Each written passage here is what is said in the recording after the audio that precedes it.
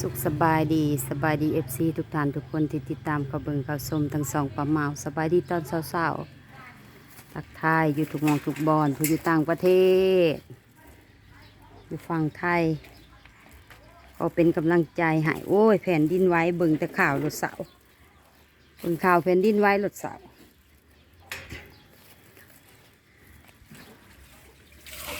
อย่างมหาปนวนมีของแบ่งให้ปานวนถ้าย่อยแบ่งให้ทีละคนตรวจเบิ่งดูค่ะปลากระป๋องก็มีมาม่าก็มีขอบคุญขอบคุณผู้ใหญ่ผู้ใจดีหาของมาให้กินเนาะขอเหมาเป็นสะพานบุญขอให้สุขภาพแข็งแรงบ่ได้ผากแล้วตั้งแก่มาให้แล้วแหละเช้าเอิงอันได้แก่มาอันนั้นเช้าเอิงแก่มาแม่เพื่อนเอิงแก่มาแบ่งกันผู้เล็กผู้น้อยหักแบ่งซ้ำกันพี่น้องให้ปลาดำขอให้เช้าเอิงมีสุขภาพแข็งแรงเด้อให้ร่ำรวยจะเป็นตั้งมกเป็นสะพานบุญจะเป็นตั้งมกตั้งใจเนาะบักนักแก่มามีเสือผ่าอีกเข้าคัดมาขึ้นจนเด็กคัดเสือนุ่งตุงติงนะคัดเสือผ่าเอ้ยโจนบ่ายโมงกว่าขึ้นเฮาบ่อยากนอนวันศีลบ่หรือเฮาเมาเป๊ปซี่บ่วันศีลป้าบ่ได้อยากนอนจังมานั่งคัดเสืออยู่โอ้ยของปานวนคือหายากแต่เด้ว่ะหาก็ได้เครื่องบักหลายหาก็ได้3-4โตปานวนนงบ่คือหมูมักกะแลงตัวหนึ่งเห็นน่ะ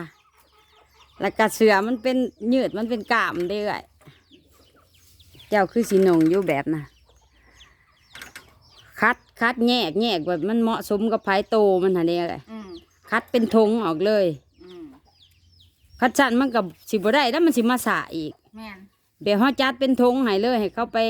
นุ่งเห็ดเวียกเห็ดงานตัวได้พ่อนุ่งน้ำเพื่อนน้ำซานตัวได้พ่อนุ่งเห็ดเวียกนะแล้วแต่ข้าเจ้า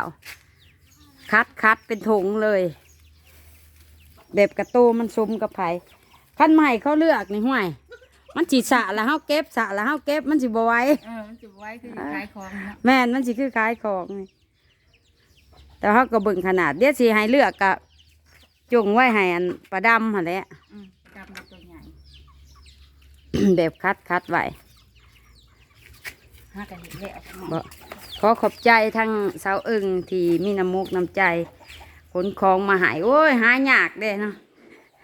ขนของมันหนัก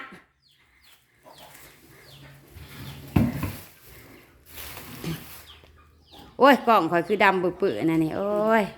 ดำหมดลืมเบิ่งมัวแต่ว่าเขาภัยหลายๆพี่น้องโอ้ยทูเฮือนแปลนแค่นี้บ่ทูพัฒนาว่าเถอะเฮือนเพิ่นก็เป็นตะอยู่ตะเศร้าเท่าใดทูคู่มือได้ทูคู่มือโอ้เฮือนผู้สาวเฮือนผู้สาวทูคู่มือปานวนสิไปใส่เกาะสิไปติดจักรจันทร์แม่คนโตมาเลยปนวนสิไปลานมาเลยเจ้าบุไปเพื่อนบุญบ่คนบ่ได้แผ่เนาะไปเจ้าบ่ได้แผ่คือหนาด่านใช่เนาะ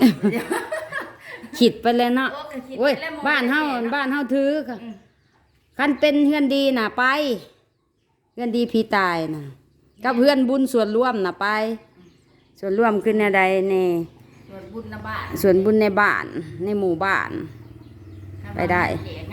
อันนี้ก็ขั้นไปเบิ่งไปส้มละครก็ได้อยู่แต่ว่าเฮาสิไปอยู่ไปกินนะมันบ่ได้แล้วเพิ่นบ่ได้เพกะแล้วกับเพื่อนดองคือกันแม่นเพื่อนดองกับเพื่อนบ่ได้เว้าก็สิคือกันนั่นแหละประเพณีไทยนี่ลาวกับพี่น้องเอ้ยมี FC ถามบ่มาว่าอันว่าเขาเจ้ามาบอกอยู่บ่สั่นก็บอกเขาแล้วเนาะมาบอกอยู่คันบอกป้าเมากับบ่กล้าไปคือกันนั่นแหละคันบอกกับไปอันเป็นเฮือนบุญเฮือนงานมงคลว่าซั่นซะเฮือนบุญเฮือนคันเฮือนดีนี่บ่บอกกับไปงานศพงานหยังนี่ไปซอยเรือกันแต่ถ้าแล้วเหี่ยมห้อยปึ๊บนี่เป็นงานบุญบัดนี้ เ คันเขาบ่มาแผ่นี่แม่นบ่ได้ไปแหละคันเจ้ามาแผ่นี่แม่นไปคันบุญในหมู่บ้านเฮาเขาเจ้าแผ่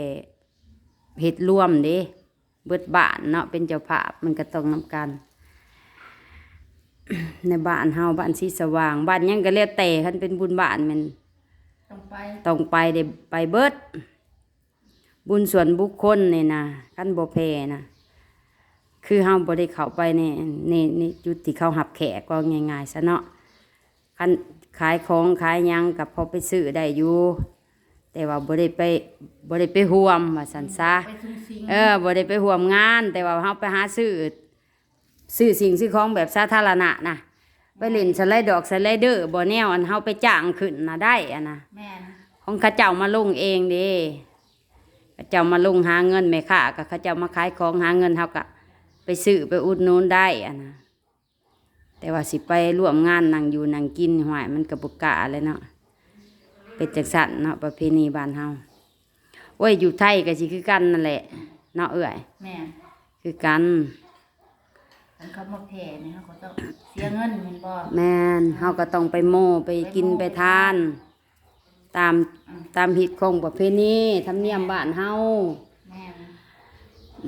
FC เพิ่นก็อยากฮู้เนาะเพิ่นถามป้าเหมามาเนาะป้าเหมาก็ตอบมาแผ่เจนอดัมแม่น้องเทนมาแผ่เนาะอันนี้ก็ขออภัยหลายๆบางคนก็อยากฮู้ก็ตอบเนาะอยากฮู้ก็ตอบคันบ่ถามก็บ่ตอบเนาะแม่น คันถามก็ตอบคันคำใดที่มันตอบแล้วมันถามเพิ่นว่าแน่เขามาแผ่บ่ตอบตามเรื่องตอบตามเหตุนะตามเหตุเนาะตอบตามเหตุมันก็คือเพิ่นถามมาป้าเหมาก็ตอบเรื่องของงานศพทางนาบ่าวกีสู้เพิ่นก็ถามมาป้าเหมาก็พูดและถามข่าวน้ำเอื้อยสุง่าว่านนี่เอาดูกมาพูดและจังสิไปว่ะไปห่วมอยู่อันนะเพราะว่ายังเป็นงานเสาอยู่เป็นงานศพเนาะเป็นงานเสาอยู่เป็นงานเอาดูกมานี่แหละกันยังเสาอยู่เฮาก็สิไปห่วมเพิ่นมาเพิ่นแล้วมื้อนี้จักสิได้มาอยู่บ่นี่ได้ป้าเหมาก็เบิ่งถามข่าวอยู่ถามข่าวกันพี่น้องเอ้ยธรรมดาตามบ้านเฮาก็แบบนี้ล่ะซอยกันจนแล้วหั่นแหละความสามัคคีเนาะ1มาก็สามัคคี2มาก็วันหนึ่งเมืองเดียวจะถือว่าเป็นพี่เป็นน้องบ้านใกล้เฮือนเคียงก็คือกันต้องไปซอยกันยังทั้งบ้านห้วยม่วงอีกได้พี่น้องป้าเหมาบ่ทันกล่าวถึงได้นี่ทั้งบ้านห้วยม่วงอีกเด้อเนาะเป็นหลวงพ่อเกี่ยงเป็นพ่อของป้าตอกเป็นพ่อของป้าตอกกับแม่น้องป้าน้องเปิ้ลนั่นแหละอยู่บ้านห้วยม่วงกับพระอาจารย์จ่อยเพิ่นก็ไปประจำอยู่ตั้งแต่มื้อเสียพุ่นตอนเช้ามื้อซื่นนี่บ่เอ้ยแม่นมื้อซื่นนี่บ่แม่นติเช้าวานนี่เฮาใส่บาตรวานเช้าวานนี่เพิ่นตายมื้อวันสินดับได้แม่นวานนี่น่ะเฮาลงใส่บาตรไปแต่เช้าวานนี่แล้วก็เพิ่นนอนอยู่พุ่นไปประจำอยู่มื้อนี้จักสิแนวใดก็มาบ่ก็คือสิไปมาบ่หรือจังใดถ้าเบิ่งเนาะพี่น้องเนาะคันมันมีงานเด้งานบุญมื้อนี้อยู่บ้านนาโมงเฮาก็เพราะว่าเป็นศรัทธานาวาสรวมกันเด้น่าจะสิมาหั่นแหละมีงานบุญอยู่พุ่นก็งานเขาเอิ้นอีหยังเอื้อยสนาปะเฮาเว้าบ่เป็นวางเพิ่งนั่นน่ะบ่แม่นสนาปกิอีหยังเฮาเว้าบ่เป็นพี่น้องเว้าเบิ่งดูห่า FC ต้องมาอ่านเรียงจังสิเว้าถูกเว้าบ่เป็นแล้วก็ลืมแน่โอ้กรุงเทพยังภาษาบ้านเฮานี่แหละเป็นเว้ากับพระกับสงฆ์หั่นนะสนาปนกิจศพบ่ประมาณนี่แหละพี่น้องเอ้ยคันผิดก็ขออภัยเด้อปูปามันก็สิแบบนี่แหละ วันที่2ของเดือน4วันที่2ของเดือน4ก็น่าจะเป็นเดือนเมษาวันที่2เมษานี่แหละ สิอันเอาศพเพิ่นสิได้อัน รอแล้วคุ้ม แม่นวันที่2แต่เฮาก็ฟังเบิ่งปกตินี่สิได้อันนั้นเนาะเอื้อยสิได้ไปสังฆทานอีหยังเนาะปกติเนาะสังฆทานบ้านละครั้งจังได้อันเอาลงคือพอโฮมแหละเป็นศรัทธานาวาสรวมกันพี่น้องเอิ้นว่าร่วมกันหั่นเด้เป็นเขตบ้านใกล้ชิดมิตรใกล้เคียงเพราะว่าบ้านห้วยม่วงนี่ก็ติดกับบ้านนาการติดกับบ้านนาการกับหน้าเสาแพงอะไรไปหาบ่ไกลบ้านผีเมืองนอกร่วมกันก็สิได้ไปอีกเนาะป้าเมาอยากไปอยู่ยังบ่มีหมู่แล้วก็งานยังหยุ่งอยู่เสาแพงว่ะเอ้ยคิดอยู่ไปหมู่ไปทานดี ก็ไปแม่ ไปสิชวนกันไปหยังวะไปจัก ว่างก่อน สิไปมื้อใดชวนกันไปให้ชาวหลังแน่ชวนกันมึงดูชาวหลังหรือชาวแพงสิพาไปต้องไปเป็นขบวนหั่นนะ แม่น หมายไปบ้านเพิ่นเนาะปัจจิไปลู่ๆเล่ๆผู้เดียวบ่ไปได้มันก็ไกลเติบบ้านห้วยม่วงก็เด้อ